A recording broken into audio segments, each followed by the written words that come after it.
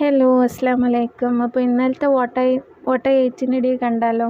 ഇന്നലെ ഞാൻ ബ്രേക്ക്ഫാസ്റ്റ് ആയിരുന്നു കഴിച്ചത്, രാവിലെ കഴിച്ചായിരുന്നു. അപ്പം ഉച്ചയ്ക്കത്തത് ഞാൻ സ്കിപ്പ് ചെയ്തായിരുന്നു. രാവിലെ ഞാൻ ദോശയും പൊട്ടറ്റോ മസാല ദോശയാണ് ഉദ്ദേശിച്ചത്. പക്ഷെ മസാല ദോശ ശരിയാവാത്തത് കൊണ്ട് അത് ദോശയും മസാലയായിട്ട് സെപ്പറേറ്റ് ആയിട്ടാണ് എടുത്തത്. പിന്നെ ചപ്പാത്തിയും എടുത്തായിരുന്നു.